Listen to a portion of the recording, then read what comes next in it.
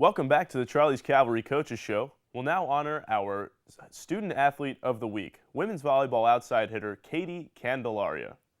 In the midst of her best season to date, junior Katie Candelaria has helped lead the UNH women's volleyball team to a 19-5 overall record and a perfect 13-0 record in the Northeast 10 Conference. In 4 matches, including 3 wins last week, Candelaria led the Chargers with 4.82 kills and 3.76 digs per set. She totaled 82 kills, 64 digs, 6 aces, and 4 total blocks through the 4 matches. To date this season, the Vega Baja Puerto Rico native has 4.34 kills and 2.98 digs per set. This week, I made it out to practice and talked to Candelaria about her outstanding season to date. Joined now by Katie Candelaria. So Katie, this season you had a 17-game win streak. What was the key to that run of success for your team? Well, at the start of the season, we started a little bit bad. It was something new. The team was new. We all got together and we talked and we bonded and we all wanted to win. Starting that way, everybody expecting so much out of us that it really pumped us up to win and go out there and give the best of us. So when you're going up for a kill, what type of things do you look for in the defense? How do they set up? What type of things do you look for to figure out how you're going to swing? One of the things that I look for is if they're leaving me a space in the court, and also the way the blockers are coming at me. If they're leaving me space in the line, if space in the angle. When your team is losing in a set, what do you think about and what do you try to do to get your team back into the set? Well, I personally say to all of them just to take a breath and just take it easy. Like, we got this. This is a team sport. It doesn't matter whatever happened before. We can do it right now, and we can get over it and get ourselves together and bring it up and win. You seem to have a knack for taking over a game down the stretch, coming up with points when your team needs it late in the game. Why is that? Well, I feel really confident because the girls trust in me. And I really want to bring it my all and make them feel proud of me and of them trusting me. Well, the 3 seniors on your team, Chelsea Alpo, Heather Ladow, and Liz Akinbiyi, have really been here for 4 years. I mean, they've all done a great job with this program. But how have they helped you to develop your game and help you adjust to this program? Well, they each helped me in a different way.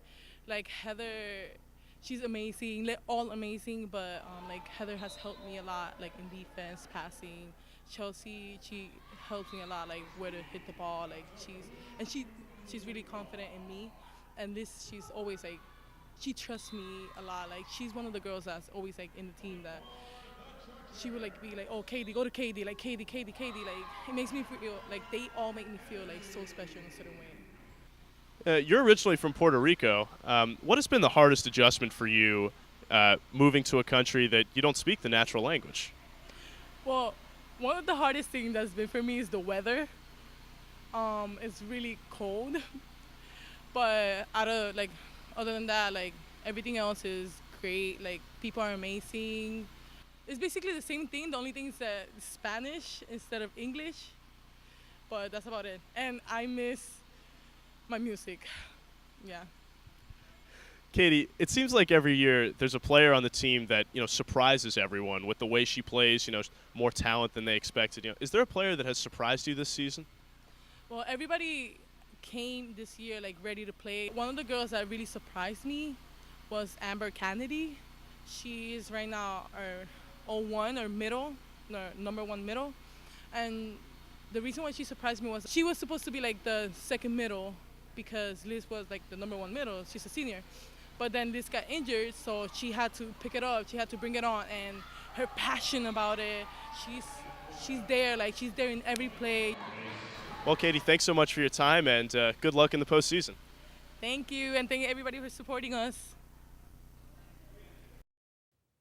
On the other side of this break, we'll be joined by head women's basketball coach Jessica Smith to preview their season. This is the Charlie's Cavalry Coaches Show.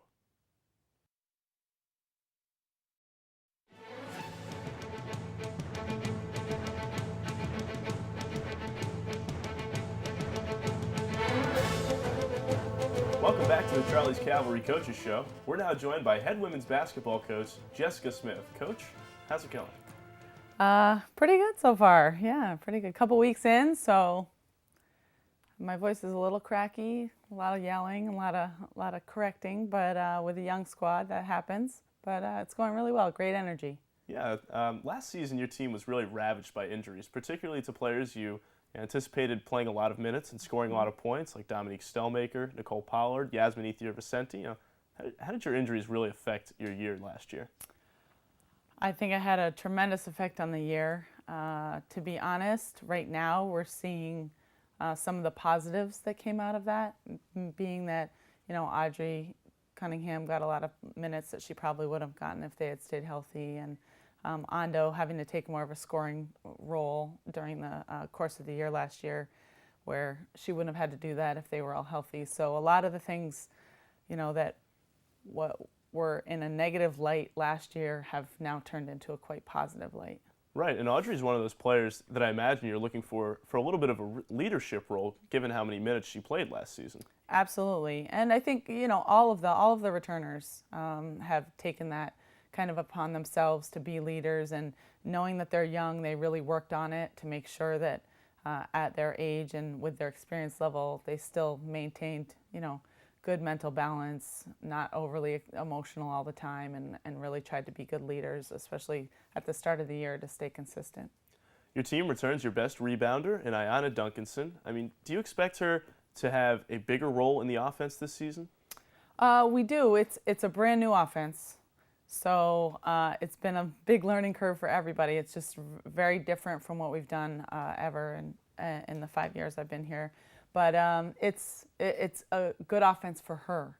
It allows her to kind of be successful at what she's good at, which is offensive rebound, cleanups, kind of one-on-one moves where she's able to face the basket as opposed to back to the basket moves. So. Well, how is the offense different this season? What will you be focusing on? It's more open. It's a 4-out, 1-in, but it allows for more penetration, a lot more three-point shots. It's up-tempo. It kind of creates a lot of helping from the defense, which will then allow us to have more openings, whether it's a three-point shot or, like for Ayanna, for a cleanup position. Right, and I noticed that Pace actually ran a similar system with their team, in that they really forced all 5 defenders to defend, and that's really something you want your offense to create. Yeah, absolutely, and I think with we're kind of playing to our strengths. We do have more three-point shooters this year. We do have more penetrators, and like I said, I think it's also the strength of our inside players, Ayanna and the two freshmen that will be playing inside.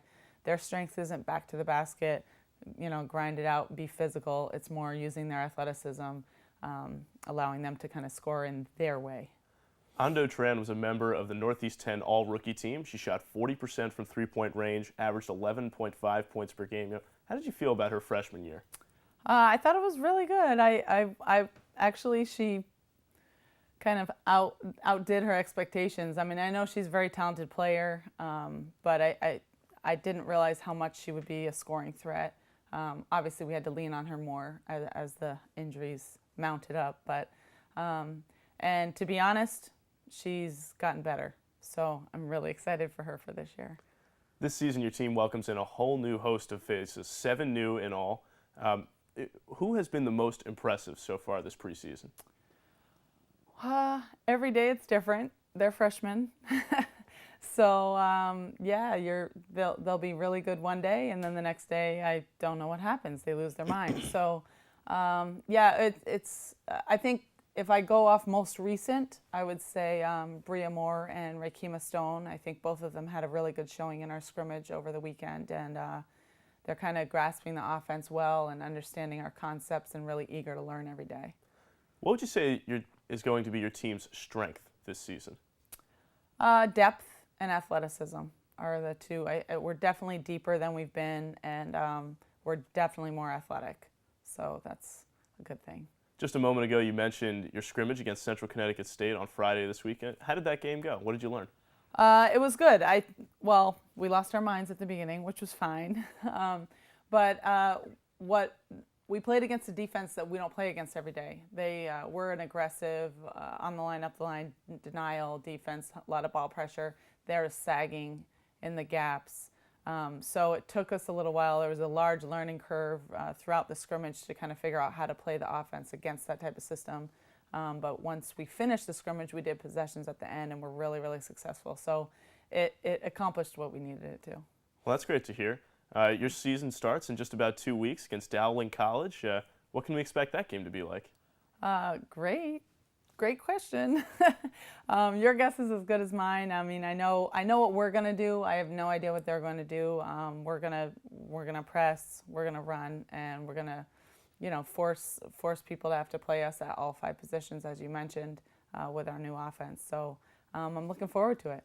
Well, Dowling College is just the one non-conference game you have before the conference schedule actually starts. Do you like the current format where you play 22 conference games, but not really much of a non-conference schedule?